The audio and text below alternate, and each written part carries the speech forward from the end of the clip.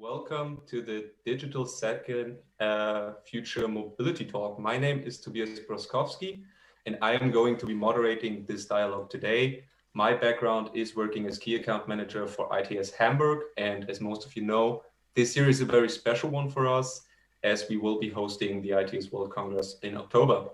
So today's topic suits very well with the Congress themes, as we will speak about urban road safety. That is a key priority, a key topic for ITS, of course.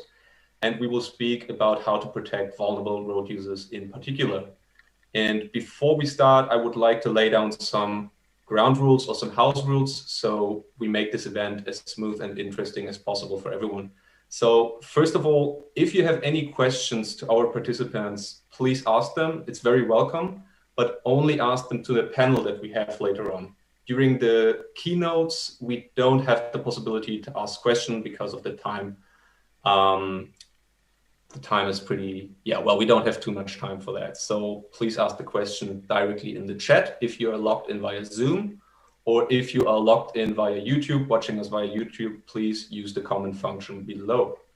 And second of all, of course, please, everyone who's not speaking, make sure to mute yourself and turn the camera off. So I still see some cameras on. Please turn the camera off if you're not speaking. Thank you. Okay, and to start right off, I would like to us to listen to some welcoming words of State Councillor and Plenipotentiary of the Free and Hanseatic City of Hamburg to the federal government, the EU, and Foreign Affairs, Mrs. Almut Möller. Dear participants, contributors and organizers, dear Deputy Director General of the European Commission, Mr. Matthew Baldwin, dear Member of the European Parliament, Mr. Ismail Ertug, dear Senator of the Ministry for Transport and Mobility Transition, Dr. Agnes Tjax, dear CEO of ERTICO ITS Europe, Mr. Jakob Bomsgaard, dear panelists, and of course, dear mobility enthusiasts, ladies and gentlemen. On behalf of the Senate of the Free and Hanseatic City of Hamburg and the Hanse-Office, the joint representation of Hamburg and the state of Schleswig-Holstein to the EU in Brussels, it is a pleasure for me to welcome you to the second Future Mobility Talk with a focus on urban road safety, protecting vulnerable road users. It is an honor for me to set the scene for today's event, to dive into the future of mobility and learn, discuss, and talk in the next 90 minutes or so how we use digitalization to get safe, climate neutrally and efficiently from A to B. At the beginning, I would like to express my heartfelt thanks to all of you who made this inspiring and insightful online event possible. Even though we would have really very much liked to host you in the Hanse-Office in Brussels, where we launched our series of talks in December 2019 with an event on Hamburg's ITS strategy, the ongoing pandemic situation forces us to discuss the digitalization of mobility, today also digitally. But I know you're used to that format, and this makes us no less ambitious. So, even though we make enormous progress in all facets of digital solutions these days, the pandemic also still causes an unimaginable decrease in mobility. But we all know and feel how essential mobility as a key enabler for physical contacts is. We all have the need to meet our families, friends, and colleagues in person. Once we have overcome these challenging times, I'm pretty convinced that we will see a fruitful coexistence of on and offline situations where mobility is an important link between both worlds. Therefore, mobility will remain of utmost importance for connecting human beings besides digital services. Digital solutions in this context will pave us to make mobility safer and more sustainable. Urban mobility as such has become one of the most important indicators for the quality of life in cities. Although Hamburg has received good ratings in the current report of the European Union on the quality of life in European cities, which we're happy to receive, we don't rest on our efforts. It takes demands and challenges of the future very seriously, this report, and so do we. We want to make our city safer, smarter, and mobility more sustainable. In order to reach our ambitions, we, for example, invest massively in new bike lanes, more dedicated spaces for pedestrians, a new fully automated metro, and we are also host of this year's Intelligent Transport Systems World Congress. Today, we would like to focus with you on the weakest road users in our cities and talk about cyclists and pedestrians. In talking about this specific group, we talk about all citizens because at some point we all belong to this group, even if we are passionate car drivers. For instance, at some point we leave the car, cross the street, or go to a shop. So therefore, it's crucial to discuss digitalization as a catalyst for increasing the safety for vulnerable road users in our urban ecosystem. Before I'm very happy to hand over to ERTICO and the other speakers, let me allow to wish you and to wish us all insightful discussions. And I would also cordially invite you all to visit the ITS Congress in Hamburg later this year in October. With a worldwide effort to fight against COVID-19, I'm quite optimistic to meet one or the other in person to experience the future of mobility in the city of Hamburg this year. Let us experience, let us shape the future of mobility in Europe now. Thank you.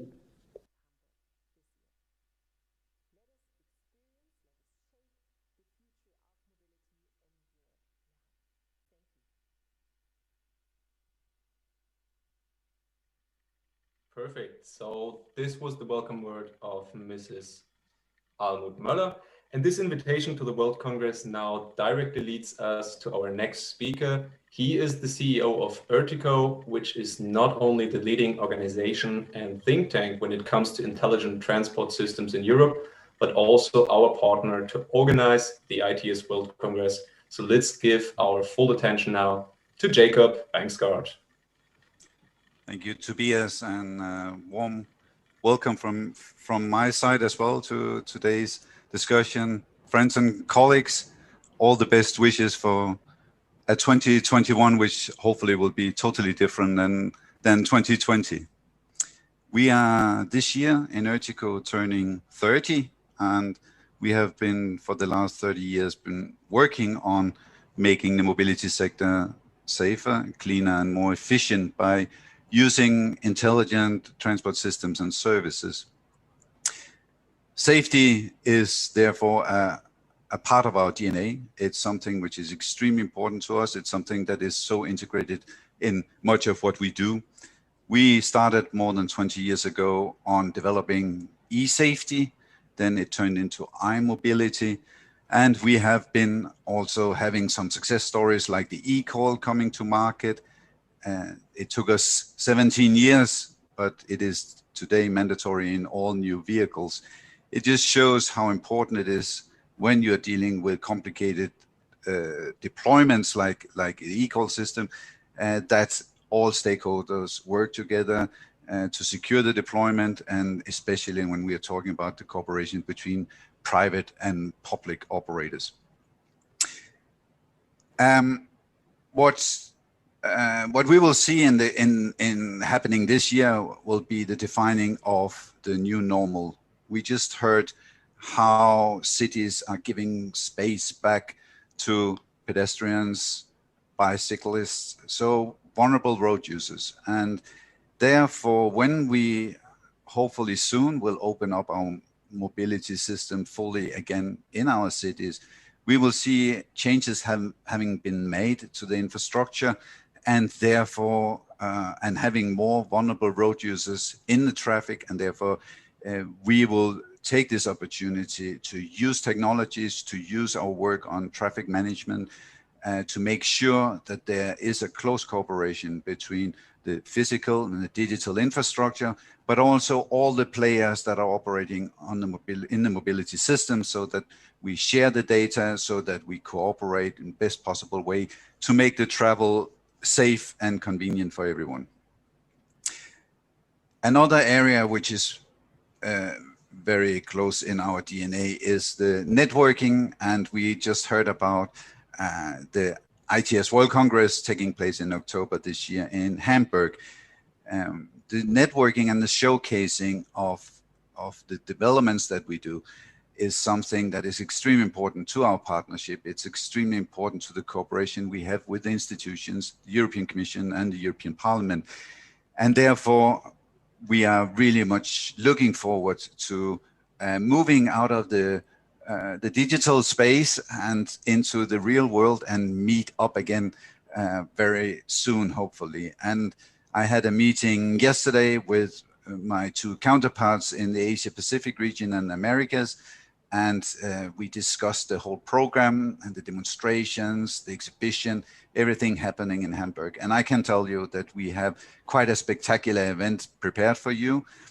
We are hoping for the opening up our society very soon to help all of us. And we hope that we will be able to have a full-scale real world event taking place in Hamburg in October. So I hope to see you very soon in real life, and definitely I'm hoping to see you in Hamburg in October. Thank you very much. Thanks, Jacob. I hope that you all will join, of course, in October. So I can only agree to that. And next on our digital stage, we are pleased to welcome Matthew Baldwin, a very special guest from the European Commission. Mr. Baldwin is Deputy Director General of DG Move, and I think it is a very good timing that we have him with us today, as the European Commission recently released, in December, if I remember correctly, they recently released their Smart Mobility Strategy and Action Plan. So I'm looking forward to your keynote on urban road safety. Mr. Baldwin, the digital stage is yours. Thank you very much. Good morning, everyone. Good morning, Tobias. Greetings to Jakob. That is literally, ladies and gentlemen, the first time I've heard the Jakob saying he wants to get out of the digital space. But I entirely agree with him in this context. I'm delighted to be with you, and very grateful that Hamburg, the free and Hanseatic City of Hamburg, and the Hanse-Office in particular, are taking up this vital issue of urban road safety and the protection of vulnerable road users in particular, ahead of the ITS World Congress. I think it's great that ITS focuses very squarely on the road safety questions. In my short presentation today, what I wanted to try to do is to focus on where we are a bit on road safety, on the safety of vulnerable road users more generally, and then to come in and look at the role that technological and digital dimensions can play, of course, including ITS. And let's first remember, by the way, we're talking in vulnerable road users of pedestrians, cyclists, and motorcyclists, everyone who's unprotected by the shell of a car. First slide, please. In fact, my second slide, please. Thank you very much. The first point I wanted to make, if we can go to this one, yes, thank you, is that road safety remains a very big global problem and a big European problem. We have a horrifying figure, 1.35 million deaths per annum, according to WHO estimates. Please note, that's the same order of magnitude as the total deaths over the last year from COVID. I think COVID is now a bit higher, but we have this number of global dead each and every year. And by the way, if we are able to tackle road deaths more systematically, it does not involve the catastrophic economic damage that we've seen from tackling COVID. And of course, I'm not criticizing governments who've done this necessary act, but if we can solve road safety, we actually will increase global economic prospects. So perhaps when the COVID crisis is over, we'll look around and we'll recognize road safety as the constant chronic pandemic, which really requires concerted global action along with action against climate change and so on. In the European Union, 23,000 deaths a year, or around 50 per million of the population, over 3,000 a year in Germany alone in 2018. That's the last year for which we have full data. A word on the COVID situation. We had fewer deaths in 2020, which is great news due to the COVID economic slowdown, but They only came down by about 10% in relation to the previous year, so less than proportionately in relation to the traffic loss. So although the EU is by some distance the most successful region for road safety globally, and although our road safety statistics are a long way from 1973, when we had more than 200 deaths per million of the population, we have a long way if we're going to a long way to go if we want to achieve Vision Zero, which is exactly why we've set a target for this decade to cut deaths and serious injuries in half by 50%. We need every member state to do the same. And in fact, I'd like cities to be more ambitious and to go for zero. And I'll say more about that in a moment. Next slide, please. If we then turn to the vulnerable road user deaths, this is a growing problem.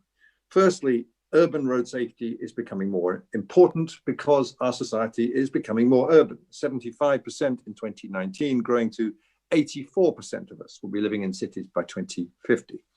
And 73% of our citizens, according to Eurobarometer, think that road safety is a serious problem in cities. So as road safety increasingly, not exclusively, becomes more of an urban problem, and indeed, if you look at deaths on urban roads up by 6% in the last decade, we should examine who is dying in our towns and cities. And guess what? It is increasingly, as a percentage of the total deaths, it is our vulnerable road users.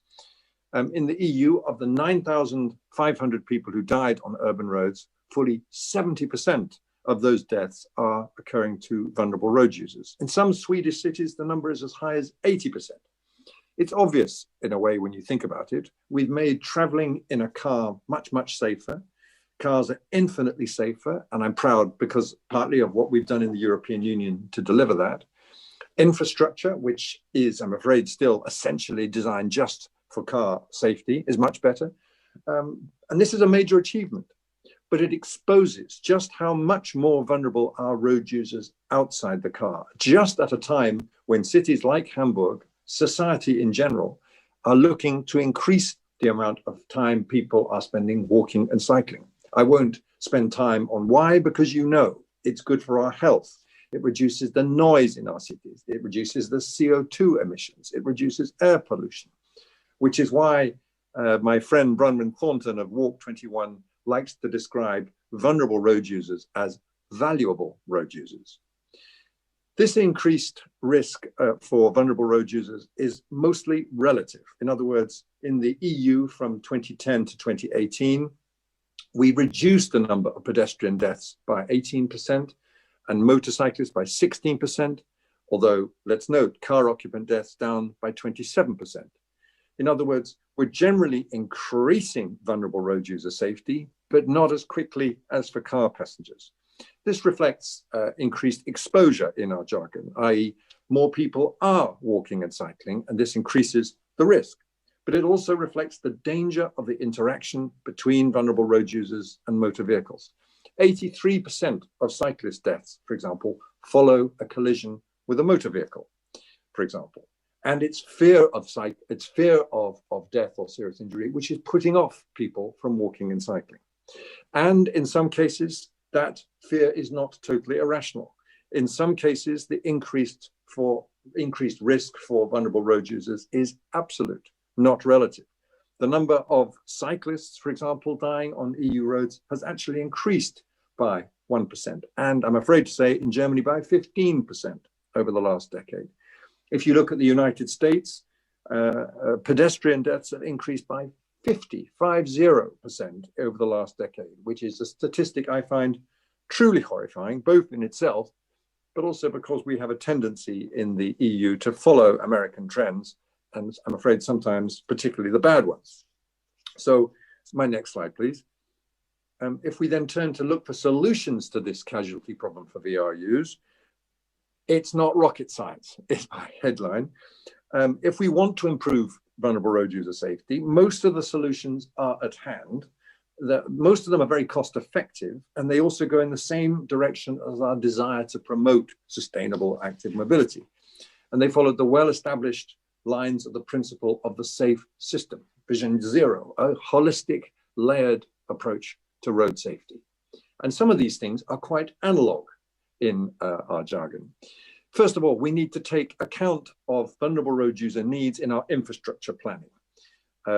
In our Infrastructure Safety Management Directive, it is now required to systematically take their needs into account. That might seem blindingly obvious, but, and by the way, the directive doesn't yet cover urban roads, but if you look at the roads where you live and where your children play, it's pretty clear that the safety of VRU is not the first and most obvious factor. So let's build proper pedestrian zones. Let's build new bike paths. We've seen in the COVID crisis just how much appetite there is for active mobility, but we have to make it safe to keep people coming back for more. Let's make those temporary lanes permanent. These measures are incredibly cost effective. Each euro invested in road safety infrastructure in Gothenburg delivered 48 euros in socioeconomic benefits. We have a 750 billion euro recovery and resilience facility, and that is money which we hope to see Hamburg making the case for sustainable mobility to the German federal authorities. The European Transport Safety Council estimate that 75% of the reduction in serious injuries in Gothenburg was due to these traffic calming segregation infrastructure measures. And by the way, let's connect active mobility up better to public transport. If people are taking buses and trains, that's another practical way to keep them safe. And lastly on this point, integrate road safety, please, in your sustainable urban mobility plans. We've now got a SUMP guide to urban road safety and active travel, which I thoroughly recommend. If we do everything we can to reduce climate emissions in cities, we will get the co-benefits. We will get the reduced noise, the reduced pollution, and the fewer deaths and serious injuries. And these are the really tangible benefits that citizens will appreciate.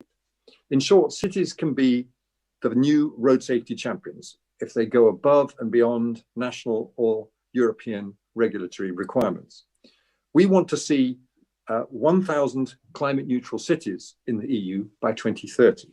Let's also see 1,000 zero fatality cities in the EU by 2030, and let's see Hamburg as one of those. And by the way, when I'm talking about the SUMPs, we need much better data. So let's gather that data. Second obvious solution, when you can't segregate the infrastructure to keep your vulnerable road users safe, reduce the speed on your roads. If you look at the statistics, if you are hit by a car at 30 kilometers per hour, you have a 90% chance of survival. If you're hit by a car at 60 kilometers per hour, which I'm afraid is the de facto speed that cars are driving at in a 50 zone, you have a 10% chance of survival. This is the knowest of no-brainers.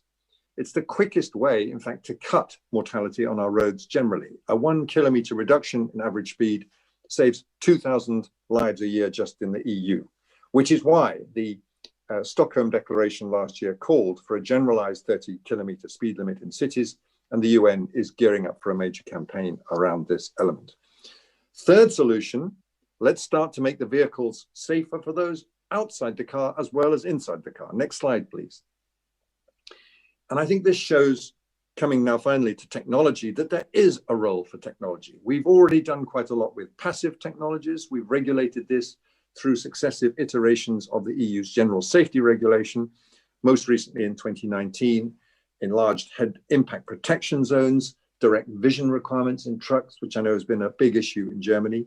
But we're also now turning to these new active technologies, automated emergency braking with vulnerable road user detection systems, the famous intelligent speed assistance, which will help drivers maintain the speed limit. These are valuable new technologies, which even when we assess them with conservative techniques will produce considerable death and injury savings. Again, by 2024, all new cars sold in Europe will have to have these life-saving technologies on board. It should make a real difference. Next slide, please. And then finally, turning specifically to the digital aspects, in truth, I think we are excitingly really at the bottom of the curve in terms of the potential for these technologies for the safety of vulnerable road users. Jakob, you mentioned eCall as one example.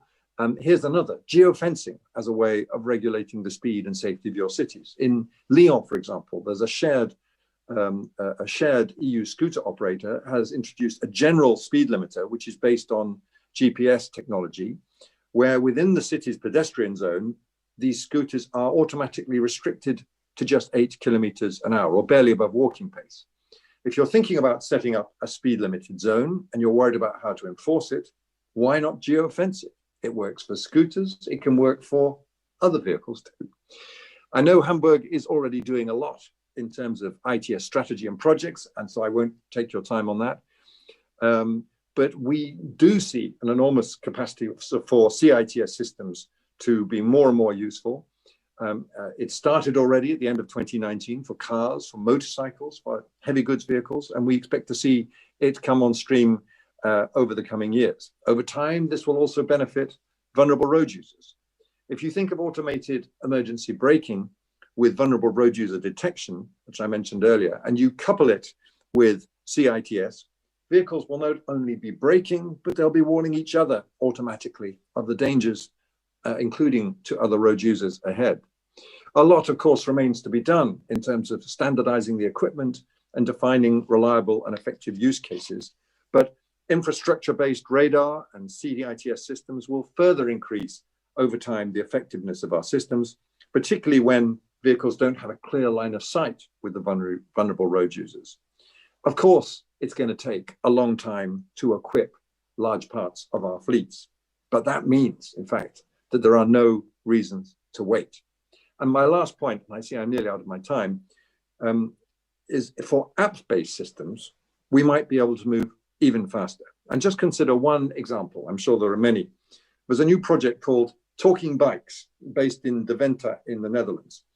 So the cyclists who download the app, they don't have to wait as long for the red light to turn green. They hear a bing on their phone at 100 meters from the light, and then a bing, bing, following a few seconds before the light turns green. If you think about how parents are increasingly organizing groups of school children cycling to school, these are called the cycling buses. So you get a group of kids together and a few adults and you ride in a bus formation. This sort of technology makes the trip a lot more operational and a lot safer because you can get all the kids through the green light before it turns red again. Just one small example.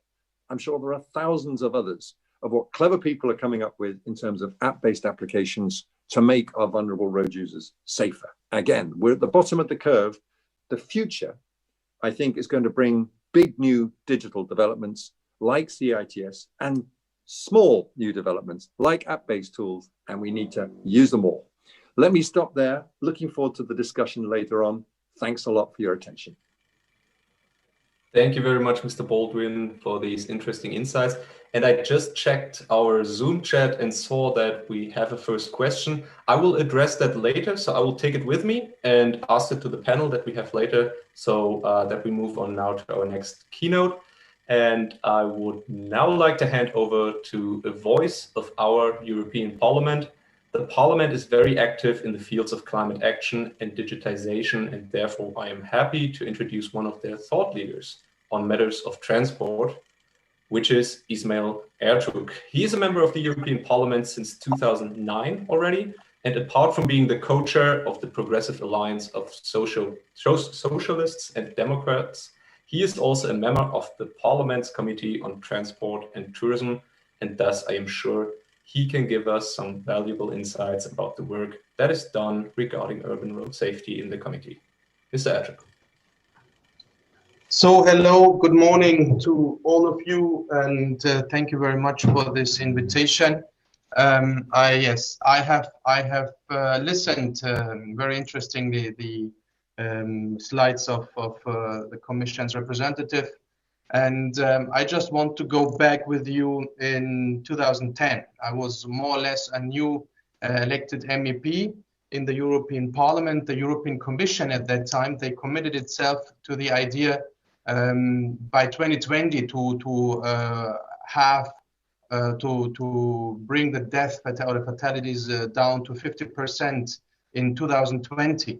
So, and when I'm looking now onto my sheet, and I can see the numbers not from 2020 because of Corona, we don't have that unfortunately, but the numbers from 2019 shows us, I guess that has been mentioned also by the Commission as well, but I have seen now some kind of stagnation since 2013.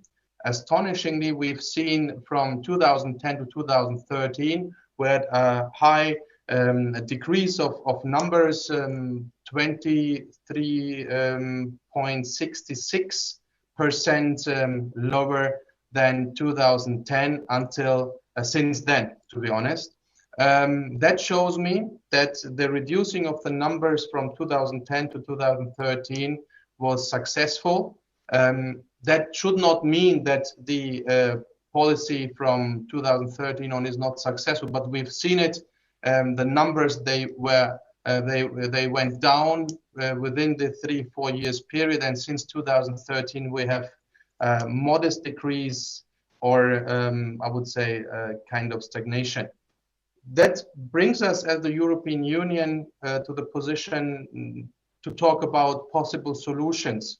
And I guess one of the biggest leverage what we have here is the digitalization, and the European Commission made some proposals on it, which important proposals, and even legislation.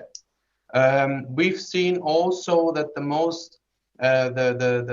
high number of fatalities take place on urban areas. Yeah, the vulnerable road users are mainly in the urban areas, and this is a phenomenon, or not a phenomenon. We know that urbanization is going on, so the number in the cities are increasing, and in the meantime, in the rural areas, it's going to decrease. Therefore, this is now the way it goes. That does mean we have a leverage within the cities, within the urban areas. The more traffic, the higher the risk. I think this goes for itself. The individual traffic is also important. We have seen, okay, 2020 is a difficult year because of the pandemic, but before we've seen the traffic is going more and more, or increasing more and more in the urban areas. Not only the individual traffic, also the freight transport. And this is, I guess, to a certain extent, a phenomenon that we've seen the high increase of e-commerce, yeah, which is, I guess, our behavior in the meantime. We are used to buy via the internet and so on. But on the other hand side, we've seen it even within the pandemic that the people are buying more via the internet, and the e-commerce is increasing. Also, that does mean the traffic comes into the urban areas as well. I think the numbers have been set, mentioned already by the Commission representative, but I just want to reiterate that 40%, and this is what makes me sad, to be honest, 40% of fatalities are pedestrians, mainly, as I said, within the cities. 12% of them are cyclists, and these are the classical vulnerable road users, and 18% of them are the so-called two-wheelers, the motorcycles and so on. We've seen in Germany in particular that 70% of all fatalities is due to the we call it turning accidents, yeah, you know, the big trucks. And that does mean we have, and I know that the German government made some efforts towards this approach. They have given money, some support for the technical equipment for these kind of trucks, which is good. But I guess the high percentage could be taken down in the future when we support this kind of trucks with how can I say, the assistance, the turning assistance. A major priority should also be when it comes to the digitalization, and which has shown us in the past that it works, is the automated and connected driving. In the previous term, before Corona, I was the one who founded and moderated the so-called Digital Future platform, where we have spoken mainly about this automatization, the digitalization of cars and mobility. And we've clearly seen that this had a positive effect on road safety, especially, as I said, in urban areas. However, we have to take care on the increase in traffic as such. We see that more accidents happen because of this. and digitalization can play here a crucial role as well. And some possibilities has been given by the Commission representative already. The automated emergency braking systems, the different sensor technology, the intelligent speed technologies, geofencing and or CITS. So what I want to say is that the European Union already made some efforts and legislation towards this approach. And I would like to conclude in the end. Now we have the situation because of the pandemic that the people don't want to use the public transport, which has brought down, I guess, a little bit the numbers down. But we've seen now in the meantime that the individual traffic has almost returned to the normal levels, while the public transport is still tumbling. And our approach should also be, when we look to the Paris Agreement, how to decarbonize the traffic and the mobility, we have to defend and support the public transport as the backbone of our decarbonization strategy for the future. More autonomous vehicles are needed. When it comes to buses, also the connection between the old-fashioned mobility, let me say it like this, together with the automated taxi services, for example. We have the different applications also have been set, so I don't want to reinvent the wheel once again. But the main leverage from now on, I guess, is the digitalization.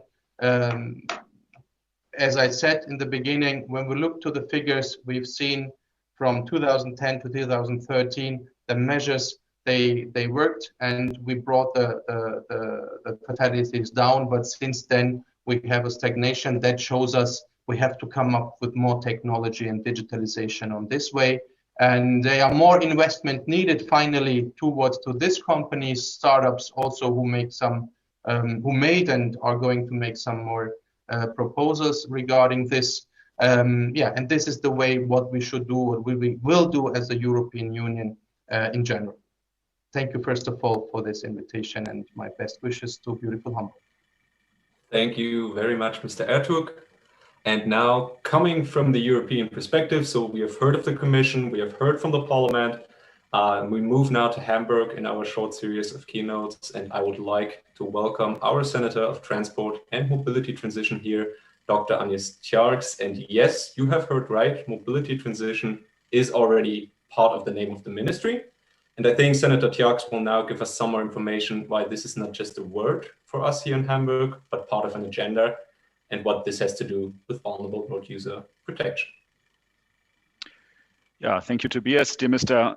Ertug, dear Mr. Baldwin, ladies and gentlemen, a warm welcome again from Hamburg. As Tobias already mentioned, our ministry is already called Ministry for Mobility Transition because we have a clear agenda, the agenda of mobility transition, and we are very happy about the ambition Europe and the Commission, the Parliament developed in recent times of decarbonization, the cities, the traffic in the cities. We are very happy about and also excited about the outlining of the programs. And Mr. Baldwin, as you added today, the reduction of or the zero emission, the ambition of zero emission and Vision Zero is also a good connections we want to follow.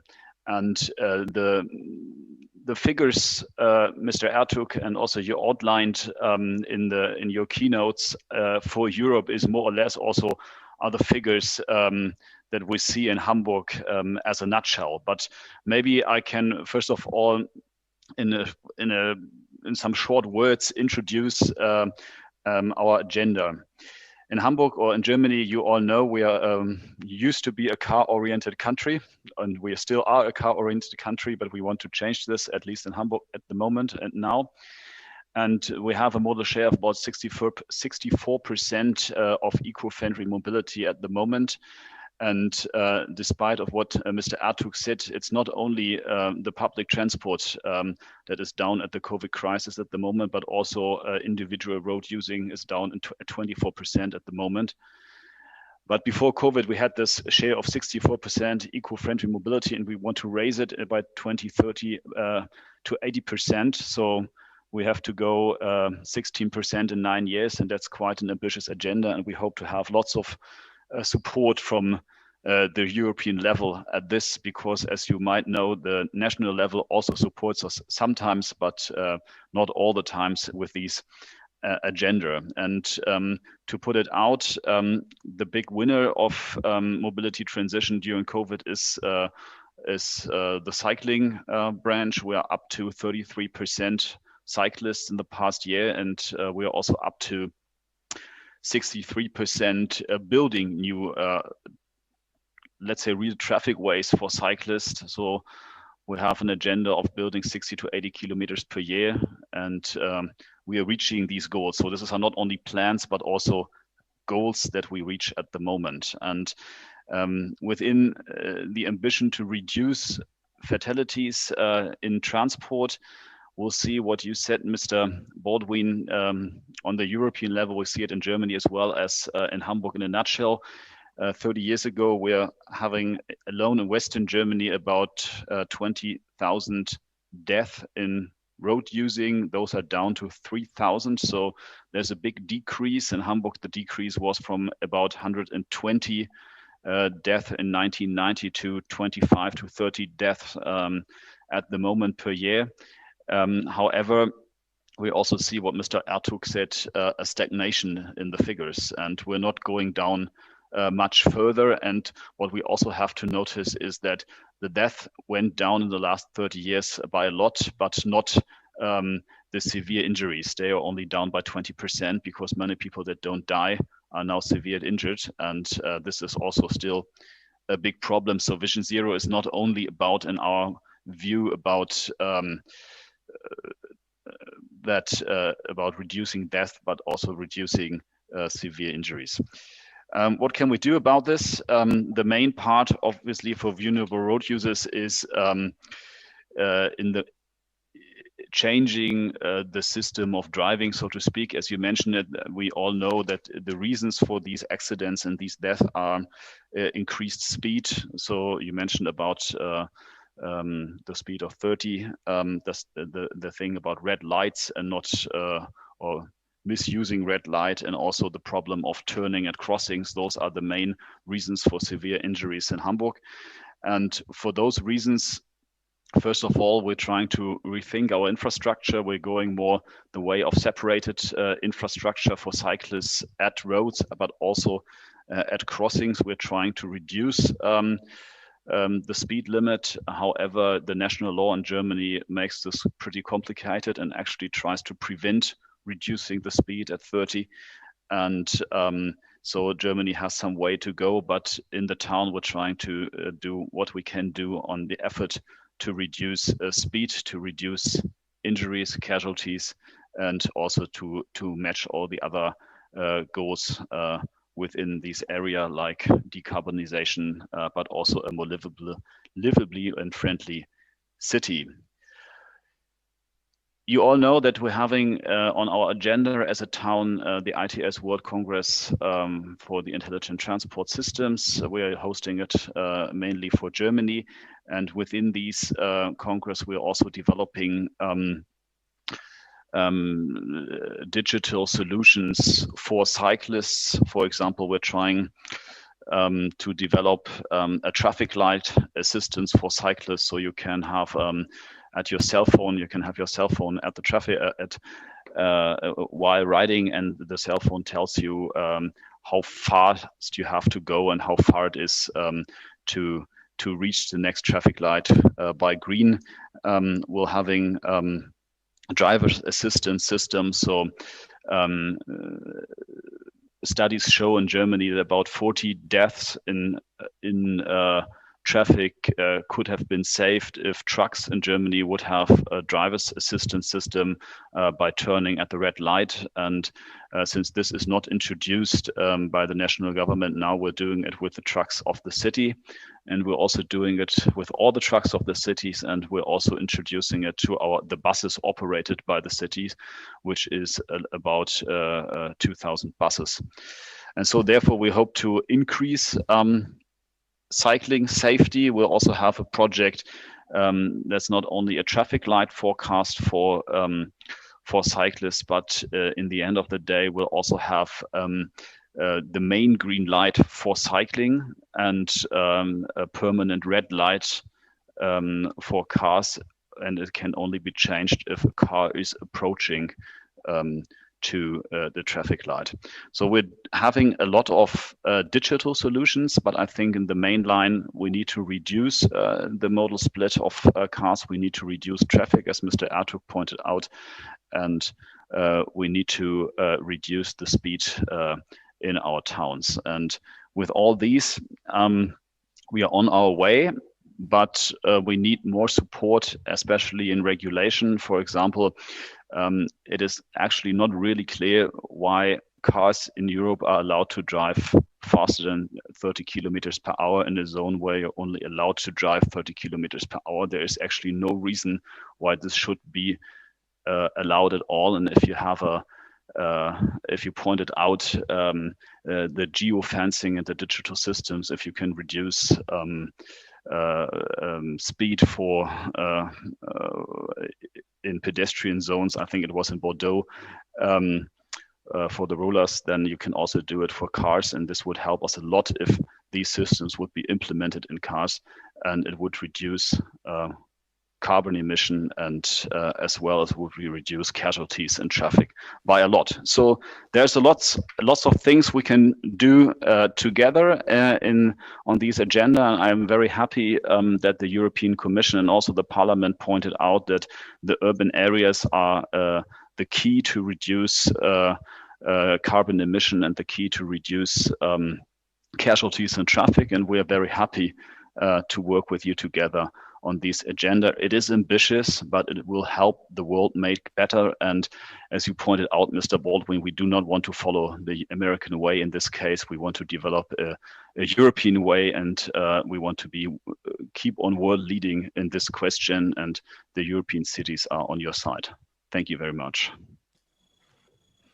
Okay, thank you very much, Senator Tjerks, for this perspective from Hamburg.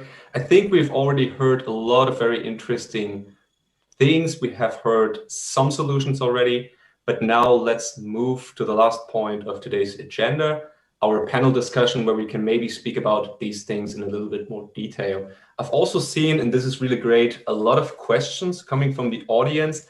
I will try to integrate them later on, but I think those are very great questions as well. So starting with the panel.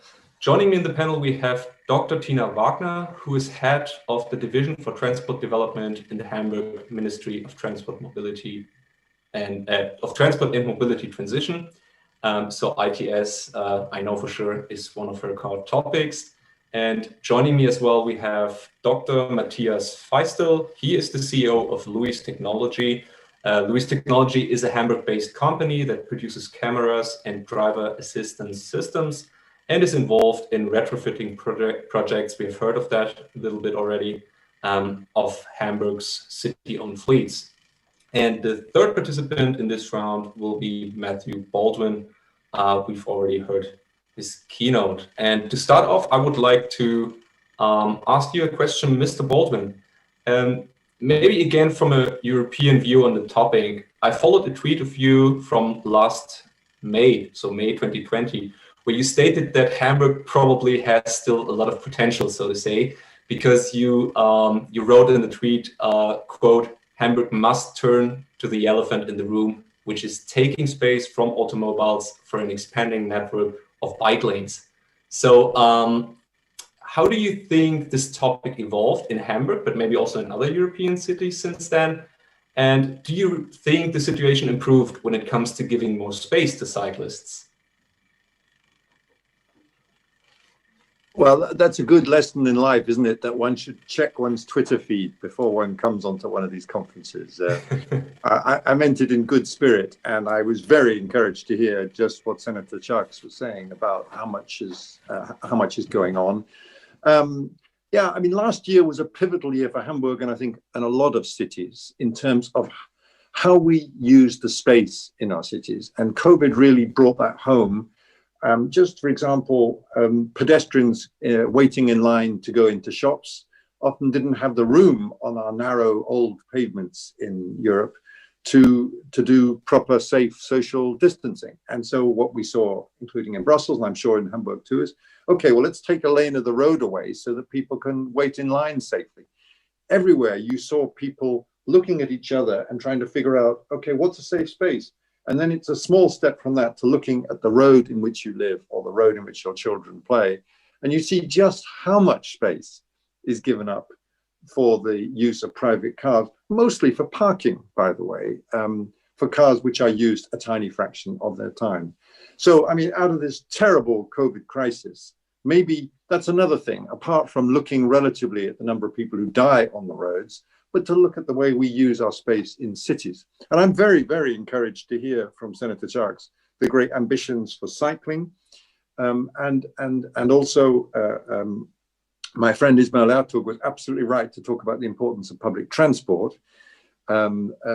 People have run away from public transport because they feel it's not safe. And I think there's been some misunderstanding of messages. I think most public authorities were saying, please keep public transport free for essential workers, like the medical teams trying to get back and forth to the hospitals. They weren't saying, don't go into buses because they're not safe. And I know there's been huge efforts by the public transport authorities across Europe to make them safe again. But it's really very simple. When we look outside, I see the traffic is back in Brussels, although we're still in lockdown here. It is nothing like the lockdown of the spring. And we must choose as cities and societies whether we want to have cities which are based on active mobility and public transport or are heavily based on car transport. I know what I'm choosing, because fundamentally, as we leave lockdown, do we just want to go back to gridlock?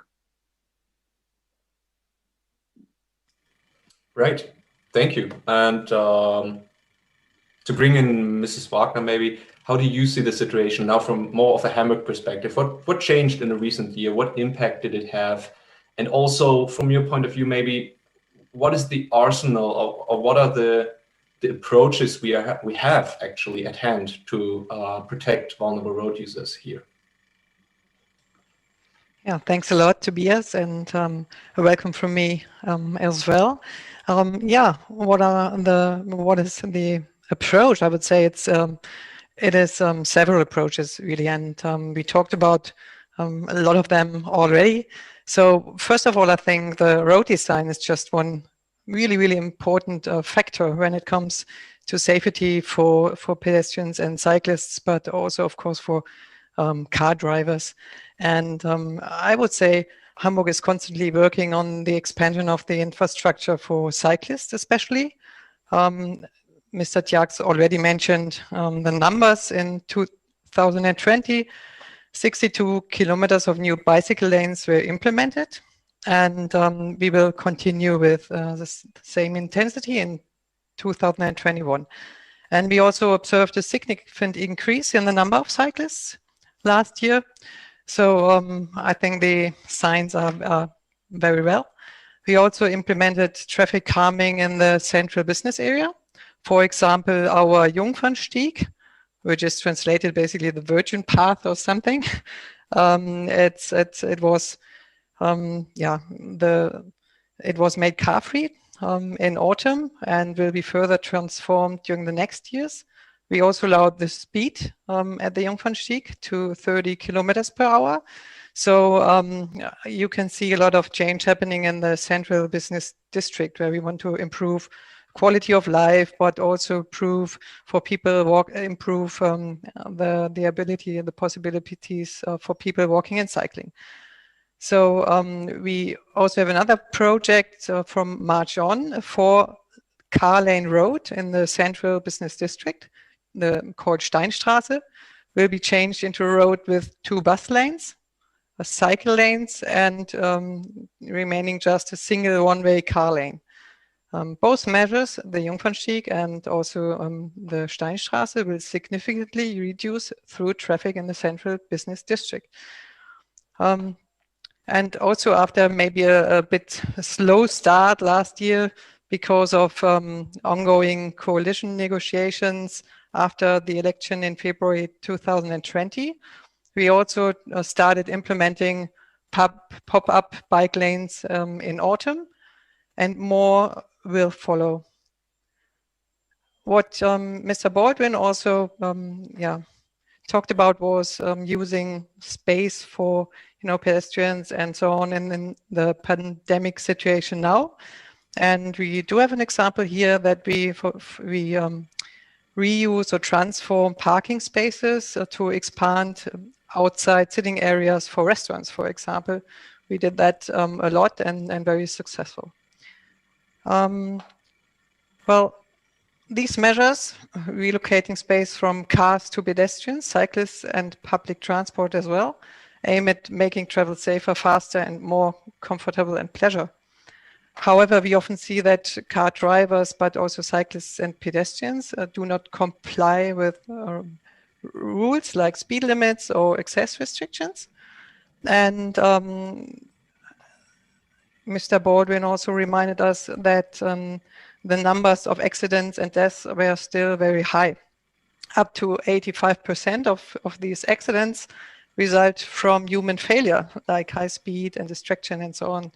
So my vision would also be, like it was mentioned before, that in the future and already now, vehicles with sophisticated driving assistance and self-driving vehicles should, as a matter of course, comply to the traffic rules, meaning speed limits, access restrictions, parking rules, zones, and so on. And this hopefully will improve safety. A second focus is on cyclists and pedestrians when crossing a road. There are two aspects that need to be considered when planning an intersection, for example, that are safety and comfort, also including time. You don't want to wait too long if you stand at the red light. And we have several measures here, and some of them are ITS applications, and we here follow different approaches of cooperative intelligent protection of the cyclists, pedestrians, and motorcyclists. And they are basically all based on sharing real-time data on vehicles, cyclists, and pedestrians with each other. And we test in different projects, different approaches together with private partners also. And we, for example, use precise location information from vehicles or smartphones, or precise detection of vehicles and persons. And we also test different options of communicating and sharing this data. Also, for example, in information on green light times and so on. And this was already mentioned, the turning assistance systems we implemented, for example, in the fleet of the public waste disposal services. And also the transport companies are now starting to retrofit their buses with these turning assistants. And maybe two last short things, because these issues also were mentioned by Mr. Baldwin. From last year on, we collect data on cyclists 24/7 at over 70 counting points. So our data on cyclists improved a lot last year, and we are very interested to see how we can work with these data in future.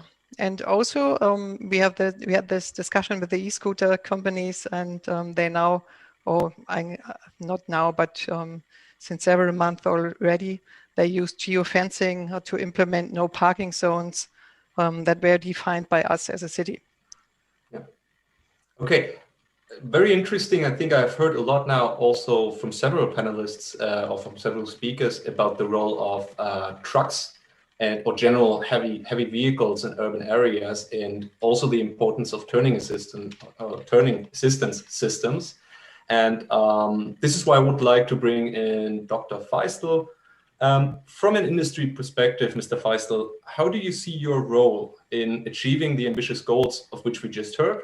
And where do you see the biggest challenges, also maybe from a technological viewpoint, to protect vulnerable road users? Thanks very much. Hello to everyone, and thanks for having me on the panel.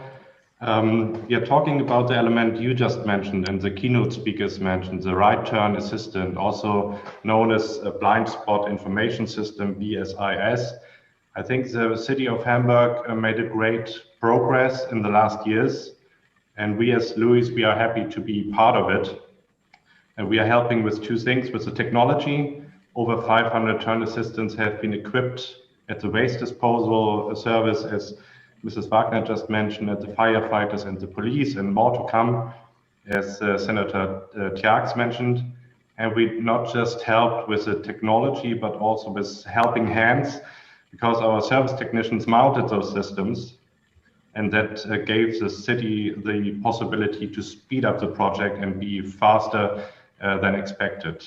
And now more and more cities are jumping on board, are emulating Hamburg, and also putting this important topic, security topic, on the agenda, which we see around Germany and around Europe. More and more cities are interested. But I have one concern. We can help with technology, we can help with helping hands, but the equipment rate of the trucks, I estimate at around 5 to 10%.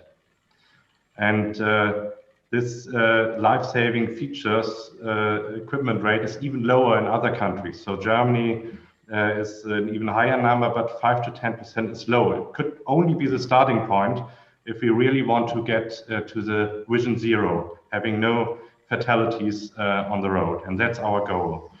And if we turn it around, 90 to 95% of trucks are driving around without BSIS technology. And yes, you could say, and we see a good development, that new vehicles from 2022 and 2024 onwards need to be equipped with this turn assistance systems. But it will take around 8 years in Germany, and across Europe 11 years, so that's roughly a decade until all trucks on the road will be equipped. So what I would ask for is why is there no obligation for retrofitting?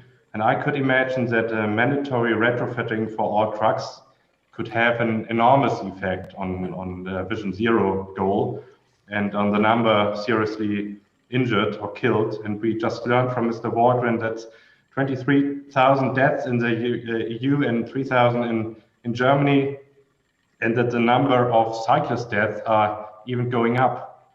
So one trigger that I would put into the discussion is that it would be nice to think about the retrofitting aspect and not just look at the new fleets, which is good, but it takes a decade until all trucks will be equipped. This is a very good question. I think, Matthew Baldwin, maybe you can answer to that. How can we speed up the retrofitting? How can we, is this a question of regulation? Is this a question of different incentives for the companies? Well, it's potentially both. It's a great question. Thanks, Matthias, for your comments. We've had a lot of discussions with the German federal authorities who've been pushing this very hard, including in the high-level group on road safety in the European Union, where they have, with our full support, several times pushed for support for, well, for two things. Firstly, they've been a small correction, and perhaps I wasn't clear enough in my own remarks, that the mandatory fitting of these most advanced turning assistance systems for trucks is actually only in 2026 in all trucks. So it's even further off than for most of the new active systems that we are proposing in the general safety regulation. And you're right, Matthias. I mean, that does mean a relatively slow rate over time. And so the question then becomes, should we adjust the regulation at the European level to require mandatory retrofitting? And this is what the German ask is about. And to be very frank with you, we put it into the member states and there's not a lot of support for it. And I'm afraid it comes to the cost question, which is considerable. And thus far, there's been relatively little interest. So as the European Union, we can make proposals, but if they're not going to be picked up and supported by member states, we won't get very far. So that's the first thing. So then the second question is whether we can do it on a voluntary basis by developing the kind of funds as Germany is doing itself to have that happen. And I'm very keen to encourage that as well. That might be a sort of fallback option. And the issue, of course, is you're going to want to spend money, if you're Germany, to retrofit your own trucks. But at the same time, in our single market, if the trucks are coming from across Europe, you might have an interest in finding some funds to retrofit all trucks. I'm not sure how that will play politically, but you see the argument. It's a very interesting and difficult one. We have a lot of sympathy, and we welcome the leadership of Germany shown on this issue, and we'd like to see how we can help. Okay. Before I take some of the questions from the audience, one last thing that is on my mind, I would like to go a bit further into the topic of the data usage, of the data that is generated by sensor systems such as that of Louis. Maybe this one goes best to Tina Wagner. Where do you see challenges in using the data generated by the sensor providers such as Louis, or also by infrastructure? And maybe you can give us some insight to what extent the public sector right now can already make use of the data. Yes, Tobias, I will do that. Well, first of all, I think the problem of the sensor data is can we really trust him then in the data, and who is actually responsible for the validity of the data at what stage? For example, let's take signal data. Yeah, the information about green and red time phases, we'll give them via some communication unit to other users. At what stage we as a public sector are responsible for the validity of this data, and at what stage basically the taking the data company or whatever is responsible. This is a very tricky question. So I think this is really an issue to be solved. And we, for example, do that within projects with like HEAT, our electric shuttle in the Hafen City, the autonomous shuttle, which we can all see behind Tobias. We basically regulate that within the framework of the project. But we definitely need regulation here. What we do as a city is really to share data we have. For example, the data I mentioned we collect on cycling that is shared via our urban data platform. And we also have different projects using the traffic light data to be shared to different companies and users. Okay, thank you. So that brings me to the audience. I would like to take a question from there. A question that I like a lot actually is from Jörg Becker, who is part of the Good Turn. And his question is, looking on behavioral change as crucial issue to make mobility transition happen, are there any deeper insights if people are prevented, or how people are prevented from moving by bike because of safety concerns? Do we have any analysis about that?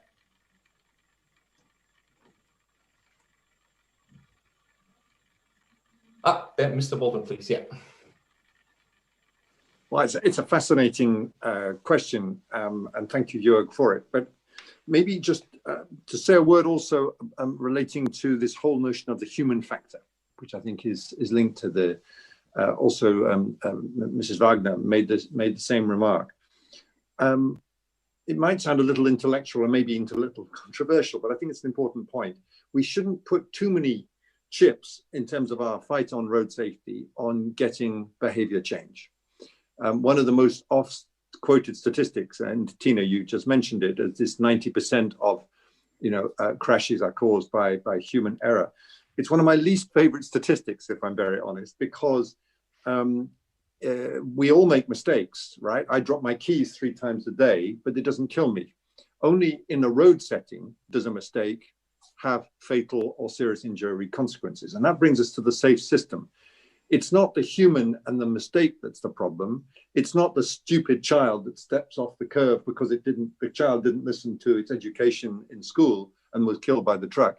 It is our societal, political failure to make the road safe, which is the problem. We need systems that work for children that step off the road, step into the road.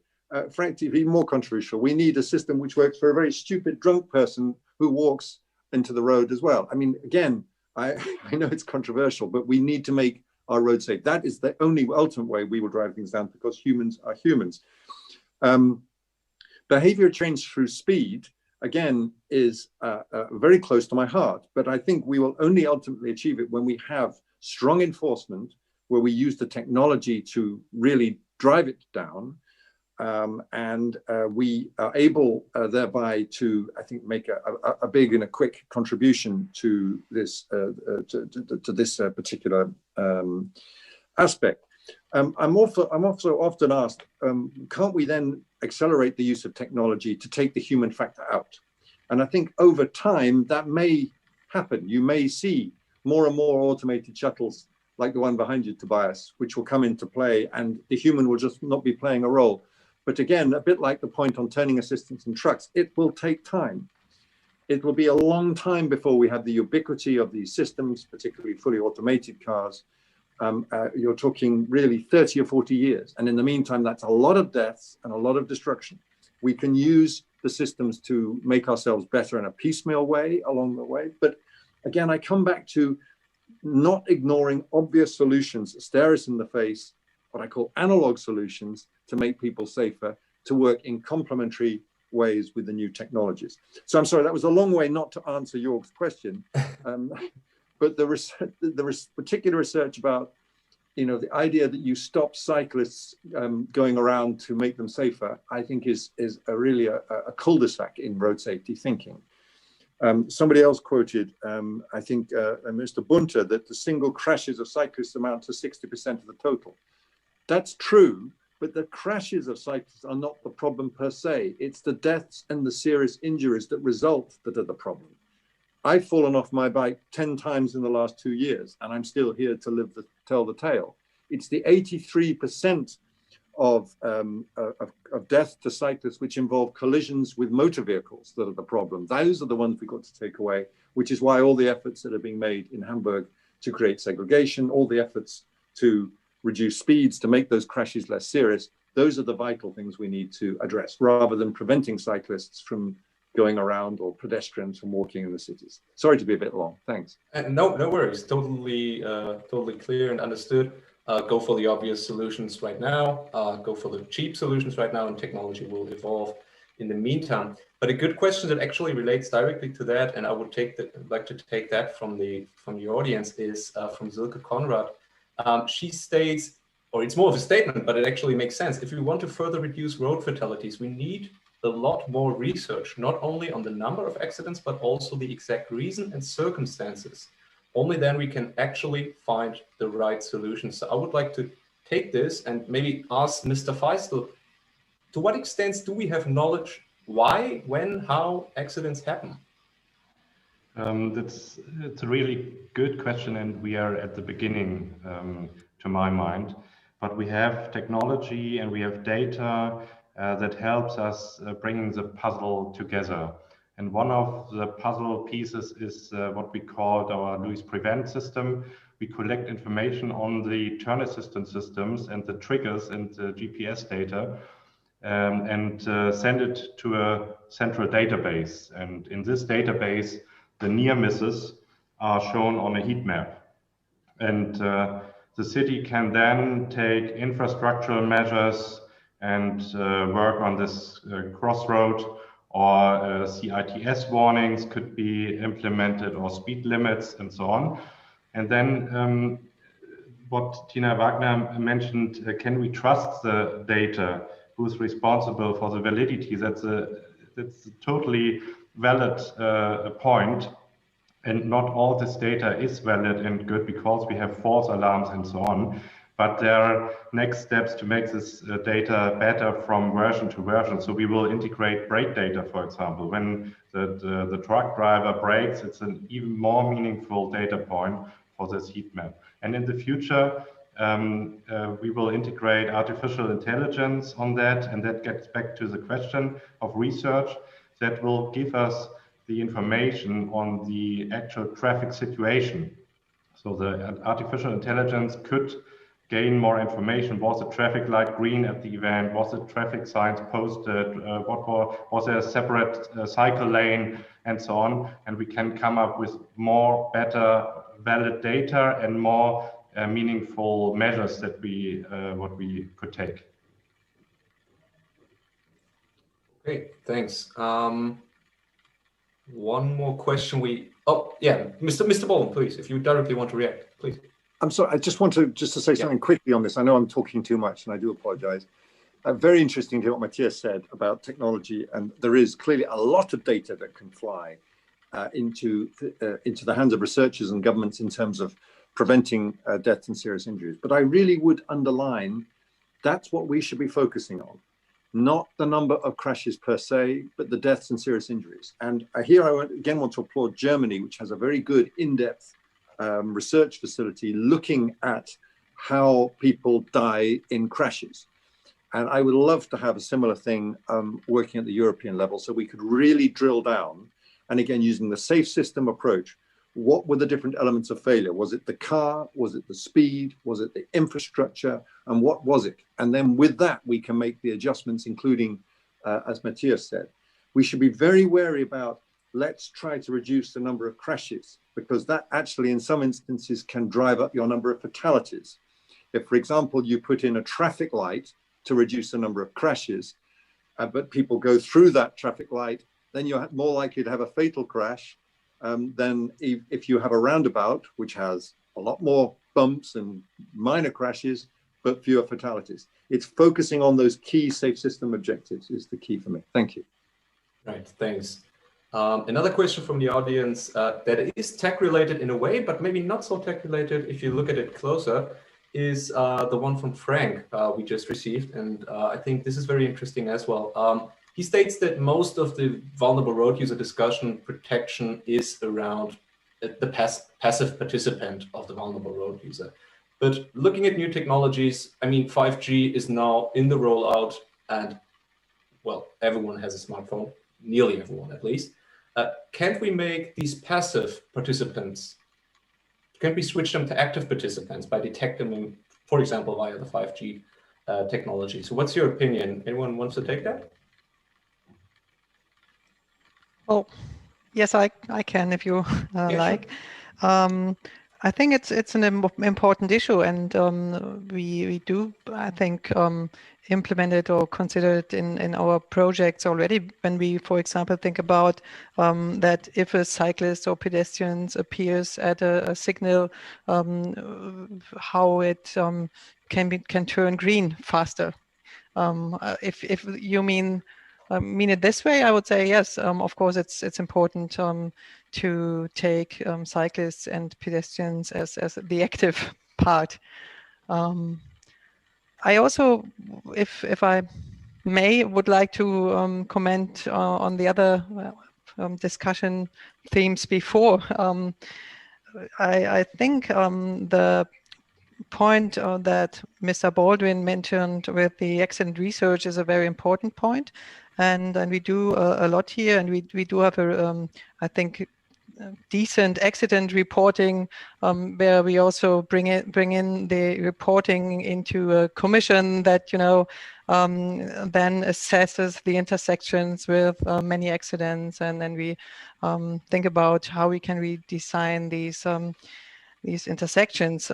But I'm sure that more data will help us to have a clearer picture of where actually near misses, for example, happen a lot, and where we have to change something also at the infrastructure or to implement better techniques. But I also we also could consider maybe more and more crowdfunding solutions now, where we collect the opinions of people on safety or the feeling on safety or unsafety. We have a lot of participant tools over the World Wide Web or apps or whatever, and we can, I think, getting better in using all these data and felt safety or unsafety opinions of the people. Thank you. Mr. Feistel, your hand is also up. Yes, thanks. One comment on the passive participants becoming active. I like all these ideas around CITS and apps, and we are involved in that as well. And it's the only way and a good way forward. But there are some old-fashioned ways that lead to good results as well. When we, for example, look into the UK, in the UK, trucks are permitted to emit a sound into the public space when driving forward or turning. You might have heard, warning, this vehicle is turning left. We could easily fit the trucks with these cheap sound modules to help the cyclist perceive trucks better in the public space, but it's not allowed, at least here in Germany. And the same applies to visual sign projections on the cycle paths. So both the sound being emitted into public space and the projections on the cycling space are very, very cheap, old-fashioned technologies that could activate passive road participants. That's an interesting point. Actually, is that a question, well, again, of standards regulation? Can we... I believe so, yes. Maybe Mr. Baldwin knows more around this topic, but I would be really interested because it's so easy and so good in the UK. Well, I'd love to learn more about it, Matthias, and perhaps we could be in touch bilaterally and you can send me some info about that. Again, as I said in my remarks, I think we're really at the bottom of the curve. And again, the big solutions, the big CITS, the connections, but also the small ones, the app-based things, as indeed Jürgen has raised in his question. I have to say, again, I think I'm the controversialist on this panel. I mean, one great piece of technology would be a thing which switched these phones off when we are moving, particularly for motorized users. I mean, you still see way too much use of them, and the distraction that flows, particularly in the city context, is potentially lethal. And I would love to see technology companies come up for ways which meant that you just can't drive your car while you're using a phone. I hear the same said by the way of people who are cycling or indeed walking, but I have to also say that the consequences for them and for other road users tend to be a little less catastrophic. But that would be another contribution to the debate that technology could bring to shut the technology down from time to time. Thank you.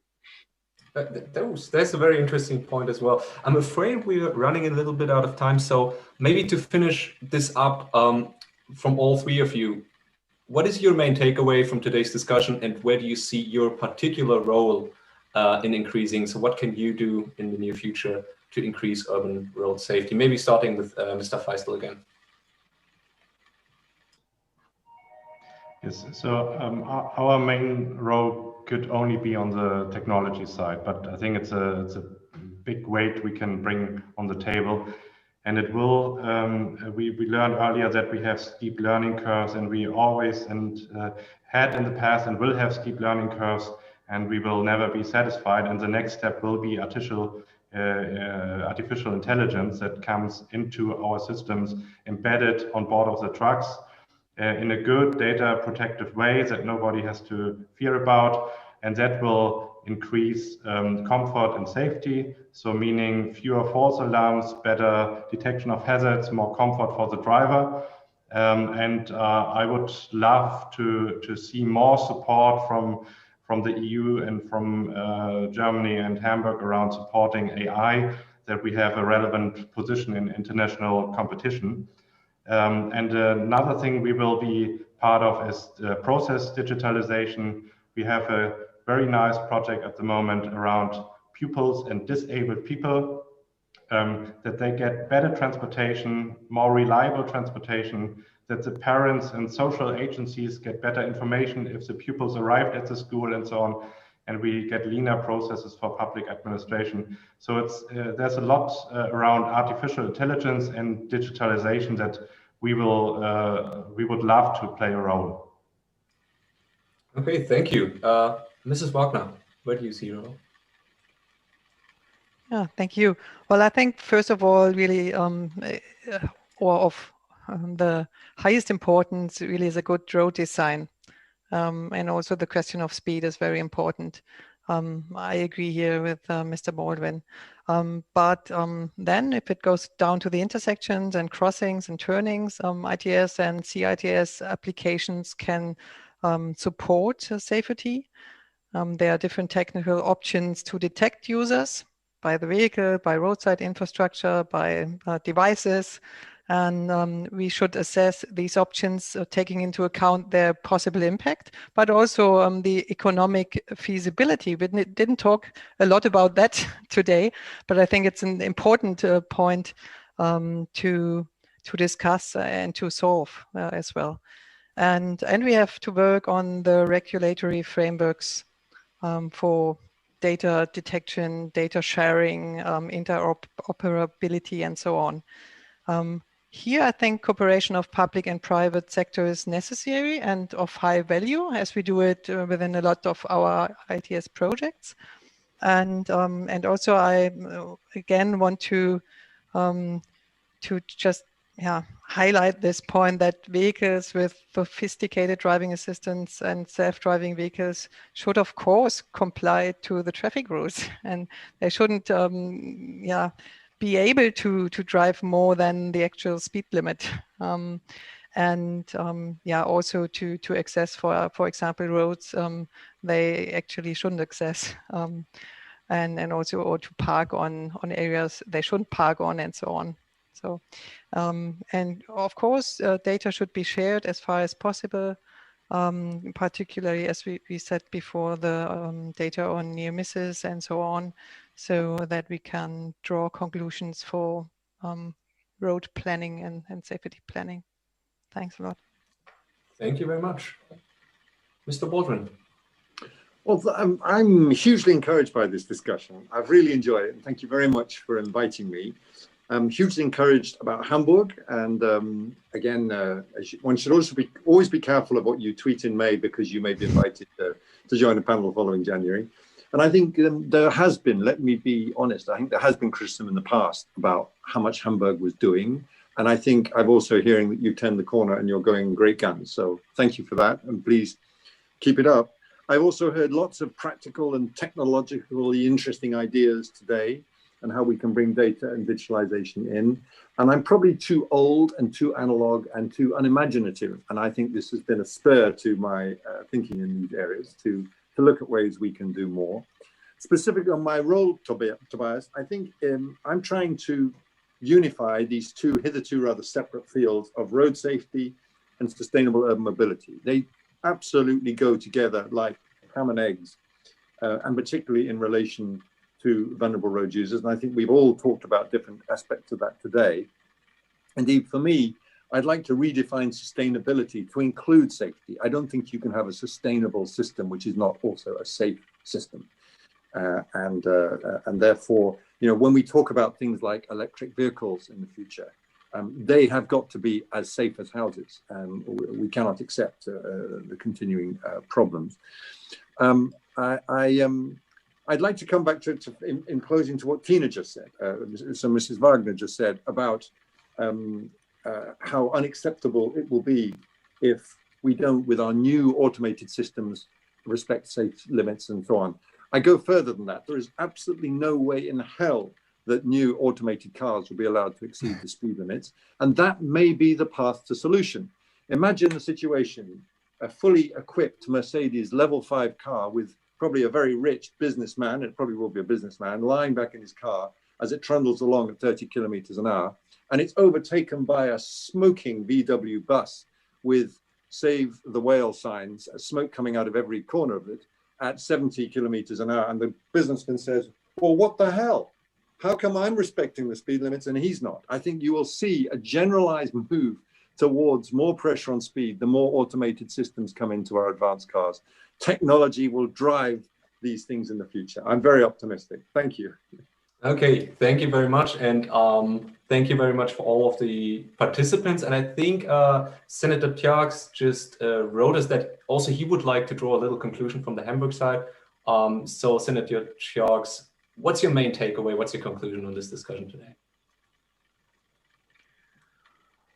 Well, the main takeaway is that that we need to put a lot of things into practice, and we have a great and ambitious agenda, and that we are very happy that the European level is in form of the Commission, and also the Parliament is supporting this ambition. And let's say the decarbonization of traffic was always the official agenda in Germany, but was not always taken into action and into place, so to speak. And since we have the agenda and we also want to put it into place, this is very encouraging to go in this direction. And all in all, I can always say we as a city cannot solve the problems alone, and probably the European level thinks this about itself as well. So we need each other, and we need each other to move in the same direction. Otherwise, we have a blockade, and that's what we don't want to have. We want to have mobility. We want people to enjoy mobility. We want people to move to different places, to go on journeys and to their ones they love. And we want to do it in a decarbonized and good way. And in this area, I think we can make, as a big city in the fourth largest industry economy of the world, I think we can set an example for the digitalization in October. We're trying to host the ITS World Congress and make it a success, also a success for Europe. And well, we hope we are in the hope of support of this agenda and for all other European cities, because this is not a competition. This is of learning from each other, about each other, and of good ways. And some answers are quite simple, like taking the space from the cars and give them to other users. But it is a matter of political decision and political leadership also to do it. And we are on our way. And yeah, let's do it together. Thank you. Thank you very much, Senator Tjax, for this conclusion. And thank you very much again for all the participants here. I think it was a great discussion. I learned a lot, and I am sure that we are all looking forward to meet again to present our results on these issues in October at the ITS World Congress. And also many thanks to our audience today. You had very good questions. It was great to have you. And yeah, have a good day. Thanks.